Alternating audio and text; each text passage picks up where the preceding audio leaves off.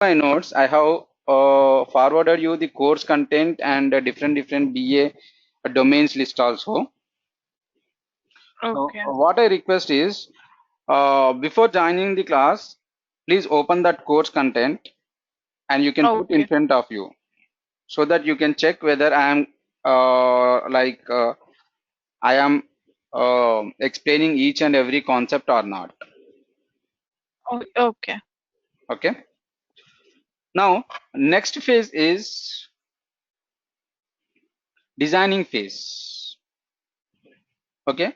So after preparation of SRS documentation, then the project will be moving to designing phase. So here we are going to prepare the blueprint of the project. So blueprint is nothing but uh, it is just like a what we can say. Suppose if you are constructing a building, okay. Now the architecture is going to show the design of that building on a project plan. Okay, you will be explaining like how many rooms you are getting in that building, where the kitchen is located, and where is the bedroom, and what is the length and breadth of the bedroom, and where is the entrance, where are the stairs, everything. So in the same way, for our project also, we are going to prepare the blueprint. So this blueprint can be used to develop the code for the developers. Okay. So based on the components of the design, the project is divided into different modules or different that is categories, that is different modules or different parts based on these components of the design. Okay. Now in designing phase, the entire role will be taken by the designers. There will be designing team. So the first phase, that is enterprise planning and requirement phase, the entire work will be done by the BAs. So a BA is going to have more and more work in the first phase itself. So everything is dependent on BA. And second phase, the designer is going to take active part. So there will be a designing team and they are going to prepare prototypes and mockups and GUI, that is graphical user interfaces, and this entity relation documents, ERDs. Okay. So the designing team is going to prepare the prototypes and markups based on the SRS document which we are going to provide to them. Okay. Now, like in this phase only, we are going to prepare ERD documents and data flow diagrams. So this will be prepared by the designers or the developers. It will be based on the company hierarchy.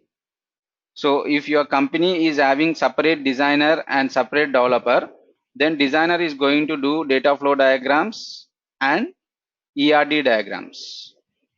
Some companies are going to see common skills in developer. So they will be acting as a developer as well as a designer. So at that time, the developer is going to prepare ERD documents and data flow diagrams. Okay. Now, what is the role of a BA in designing phase?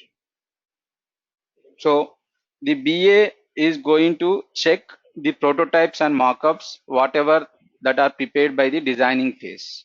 So first the BA is going to submit this SRS document to the designers and he will sit with them and he will explain how the screen should look like. Okay. After that, the designer is going to prepare the prototypes and markups. Then the this BA is going to check whether those prototypes and markups are prepared according to the SRS document or not. If he feels that those prototypes and markups are prepared according to the document, then he will present those prototypes and markups to the client and he will take sign off on those prototypes and markups. Okay.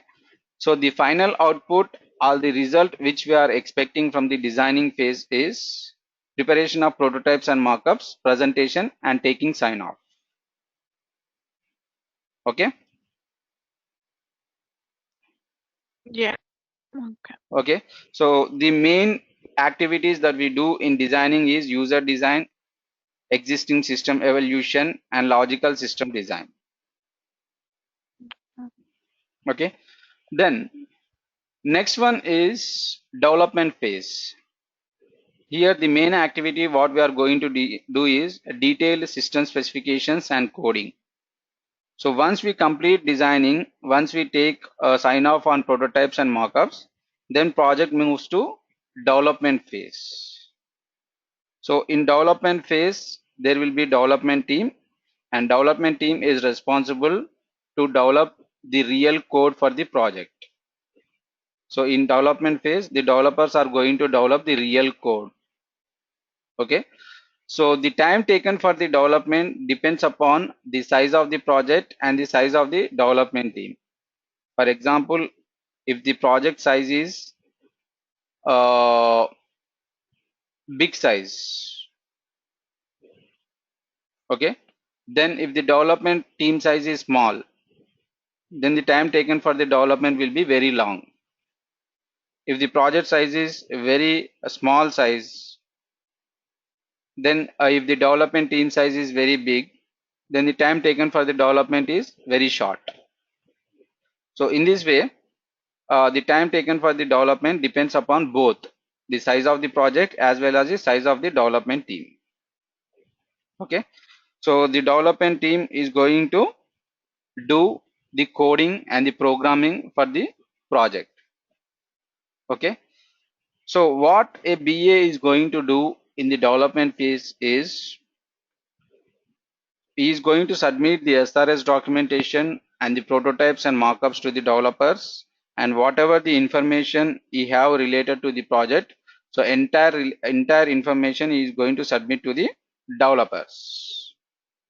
Okay, then after that the developers are going to start development work. So once they start development work, the BA is going to monitor and trace their work. That means how much work the developers are completed. So what is the work that is pending? So what is the status of the work?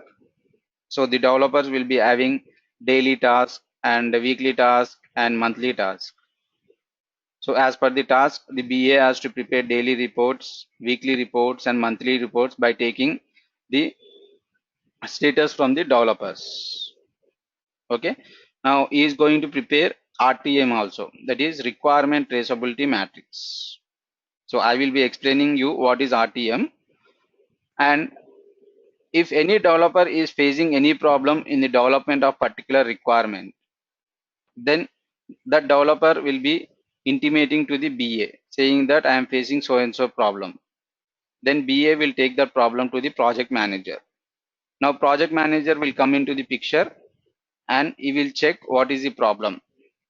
If he is going to solve that problem, if he has any solution, he will give the solution. Or if you don't have any solution, then the project manager is going to arrange a meeting with the client. So in that meeting, the developer and the BA and the project manager and the client is going to participate, and they will discuss on this particular problem. So in case if the client gets any solution, he will give the solution, or finally the client says that leave that requirement or develop a alternate requirement for that. Okay, so this is the work the BA is going to do in development phase. Okay, so the final output or the final result what we can expect from the development phase is a developed software will be produced. Okay, then so before moving to next phase, I will explain you what is RTM. That is Okay. RTM stands for requirement traceability matrix. As the name itself implies, requirement traceability matrix. So this RTM is going to provide the status of each and every requirement. So we are going to maintain RTM to find out the status of each and every requirement. So whatever the requirements we have in our project, it could be 200 requirements or it could be 300 requirements. we are going to maintain the status of each and every requirement in the form of an Excel sheet. Okay, so we are going to maintain a unique ID for each requirement and the module where that requirement comes, and whether it is a technical requirement or a functional requirement, and what are the characteristics of that requirement, what are the features of that requirement, who is the developer for that requirement, who has tested that requirement, what kind of testing has been done, what is the result of testing, like that testing has been passed or testing has been failed. In case if the testing is failed, what is the reason for failure, and if you are making any changes to that requirement, at what point of stage we have made the changes, what kind of changes we made, and who is the person who made the changes, why the changes are made. So everything we are going to maintain in RTM, that is requirement traceability matrix. Okay, so requirement traceability matrix is going to show the status of each and every requirement, and it will be acting as a evidence for our work. Okay, for example, if client is giving a project and he says that my project should be completed within 1 year, so assume that the client is not going to disturb for 2 or 3 months. Suddenly after 3 months, the client will be calling us and he will say that please provide the status, how much you have completed.